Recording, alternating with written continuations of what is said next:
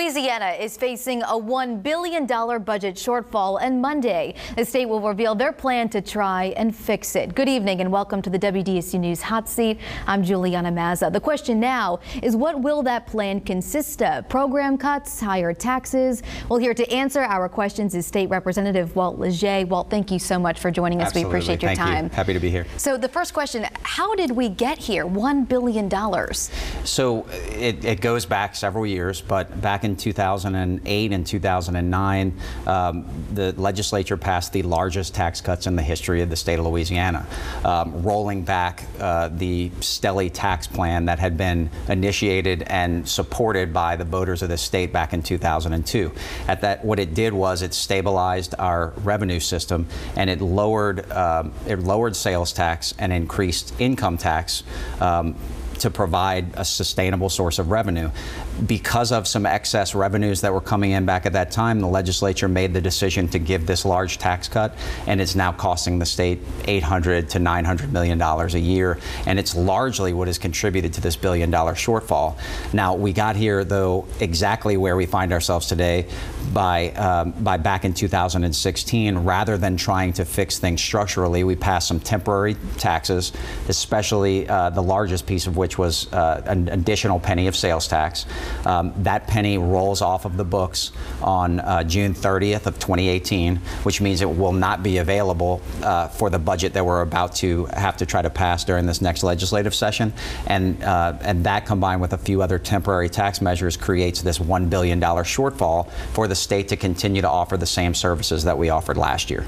So now, in order to make up for that $1 billion, we're looking at, I was reading, cuts to the TOPS program? So because 2018 is an even-numbered year, the Louisiana Constitution provides that we have a regular legislative session and we're not allowed to deal with fiscal matters. So tax matters are not permissible in a 2018 session. That's why there's been discussion of having a special legislative session to deal with these temporary taxes. And so essentially where we find ourselves on Monday is that under the Constitution, the governor is required to submit a balanced budget to the Joint Legislative Committee on the Budget, which he will do on Monday. We will receive it, and it will be $1 billion short of the available revenue from 1 year ago. And so in order for the legislature to address this issue, and in order for us to fill that $1 billion hole, we will have to meet in a special session, whether it's before the regular session that begins in March or whether it's after. But sometime before June the 30th, if we do not deal with the renewal of those temporary measures, which could be some temporary reductions that we made to tax credits, exemptions, deductions, and other tax expenditures, then we will have a hole in the budget that can't be filled, and that will result in very significant cuts to things that the people of the state, I believe, think are priorities. They include things like health care, higher education, Department of Corrections, and many others spread across the budget. So what I want to focus on is the TOPS program. Sure. It's so important for so many college freshmen, especially if we have this, I'm reading, a potential 80% cut to that program. How do you explain, I mean, the impact that could have on children here in the state? It's enormous, and it's part of the reason why it's frustrating for me to hear legislators saying things like, I'm not really that concerned about what happens tomorrow because I know it's not the final product. This is a point in time where the people of our state are planning for their futures, whether it's to go to one of our colleges and receive a TOPS award, or whether it's to take care of an elderly family member or a child with developmental disabilities.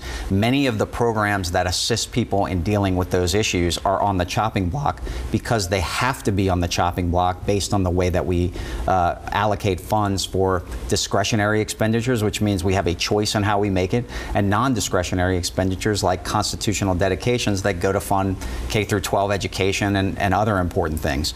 So the TOPS funding, part of the money for that is of the roughly $300 million is dedicated. It's from a trust fund that we've kept at the state from tobacco settlement from many, many years ago. But that only accounts for about 20% of it. About 80% of it comes from state general fund. And so that $230 or so million will not be budgeted as we move forward with this presentation tomorrow, not because that's the way that the governor wants it and not because that's the way that anybody wants it, but that's the way that things are shaking out unless we step up and deal with this structural problem that we have. We've had every opportunity to do that. We had every opportunity to do it in 2 special sessions in 2016. We had 2 special sessions in 2017 in which we could have dealt with that. And we had the regular session in 2017 in which to deal with those things. But nothing happened because some of the members of the House chose to not address those long-term concerns. Back in 2016, when we initiated these temporary tax measures, we did so with the agreement that they would be temporary. And at the same time, we created a task force that was bipartisan and that had experts that were impaneled. They made various recommendations to the legislature on things that we could do to stabilize and make sustainable our revenue situation and our tax code to promote business growth, to protect our small businesses, and to make sure that we invest in priorities. But all of those recommendations, although me and many other members of the legislature have offered legislation to enact them, have been rejected. And so I know that there are many members that are very frustrated and feel that it's not appropriate at this time to even talk about extending the temporary measures until we can have a real conversation about how to structurally, restore and maintain and preserve some kind of integrity to our system. So those are the problems that we're going through repeatedly. They sound an awful lot like what's happening in Washington right now, and it's extremely frustrating for many of us. Well, why is it so hard for everyone to try and get on the same page here? Look, it's easy for politicians to sit back and tell people what they want to hear. Everybody, it's easy if you want to go out there and just tell people, you pay too much in taxes, we need to give you tax reductions, we don't need to be changing the personal income tax code, we need to cut our way out of the hole that we found ourselves in. But anybody that's responsible and anybody who pays attention to the way that the state budgets, especially legislators who know better, should be willing to talk to people about the realities of our situation. The reality is we're spending the same amount in state general fund as we were a decade ago. And so while costs continue to go up, especially as it relates to health care, especially as it relates to educational expenses like colleges and like our medical schools, we have not kept up. And that is why we have a structural deficit of $1 billion right now, with plenty of recommendations on how to fix it, but not enough people willing to step up and make the votes that have to be made. And so as a result, the people of the state are going to be sitting back for the next potentially several months wondering, is the legislature going to deal with these problems or not? Is my family member going to be able to receive the TOPS award that they've been receiving for the last year or two? Is my high school senior going to be able to receive the award that they've rightfully earned based on the requirements to receive that award? And maybe more importantly, is my elderly grandmother or great-grandmother going to be able to remain in her home, or is she going to be forced into some sort of an institutional setting because waiver programs are being eliminated? Or what am I going to do in my family to assist my child with developmental disabilities in remaining in our home and not having to move into an institutional setting? These are all things that unfortunately have huge price tags as you go forward. But for some, it looks easy to make those short-term reductions because it fits with the narrative of let's cut our way out of this problem. No one is proposing additional taxes during this next year that we face this budget challenge in. The only thing we're talking about doing is replacing these temporary taxes that were enacted in 2016 dollar for dollar. And so some people think we should just extend them all as we move into the future. I think we ought to take a more strategic approach, plan for the future, budget for the future, and make the kind of investments that we need to move our state forward.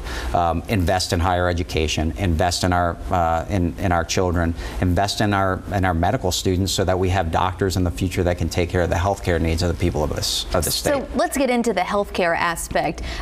Recently, a report I was just reading talking about cuts to major hospitals, laying off health workers potentially. Is this something that could and might happen? See, this is why I think people want to say things like, I'm not worried about tomorrow's presentation, because I know it's not the finished product. Well, what are the people who work at these hospitals and at our healthcare providers supposed to think? I hope that the legislature does their job when we haven't done it for the last couple of years. We really need to step forward and offer a solid plan for how to fix these problems. No one wants to talk about those potential ramifications. I agree. I don't know that we'll get to that point either, but the University Medical Center is not only a critical part of our healthcare provision in this region, it's a critical employer, and it's even more critically a place where we train the doctors of tomorrow that serve every corner of the state of Louisiana, not just our region. And so for some, it may be easier to suggest that there are plenty of hospitals in this region and that they may that people will have places they can go if they need to go there. But if we can't train the future physicians and healthcare workers of tomorrow, then we're putting ourselves at distinct disadvantage for the attraction of any type of business or any sort of development that we hope to have. We've had huge wins economic development-wise, including DXC Technology coming to the New Orleans area with thousands of new jobs. But they're coming here because of some partnerships and investments that we can make with LSU and with UNO and SUNO and our other universities for job training programs and for the development of technology workers. If we can't deliver on those promises, not only does it impact our economic growth in the future, it impacts our ability to borrow dollars to make major infrastructure investments when we go to the bond markets in New York. They're already discussing how irresponsible this budget practice has been over the last couple of years. And though we've had the most honest budget in the last 2 years that we've had in the last decade, we have a long way to go to make it stable and to assure the bond markets that that we should be trusted in lending money to because we're going to pay our debts. We are going to do that, and our Constitution requires it, but it puts in jeopardy other things that are really important in the future of our state. So as of right now, certainly can't say exactly what cuts will consist of, what programs could be impacted, but of course tomorrow, Monday, Governor John Bel Edwards releasing his budget plan, and we'll have to go from there and see what happens. It'll be very dramatic, and I expect people, and I hope that people will take it very seriously, and will encourage their legislators to step up and solve the problem. We don't have the ability to kick the can down the road anymore, and I certainly hope that we won't mirror the childish behavior that we've seen in Washington, and that we will solve our problems and move our state forward. State Representative Walt Leger, thank you so much for your time. We appreciate you coming on, and stay with us. We'll be right back.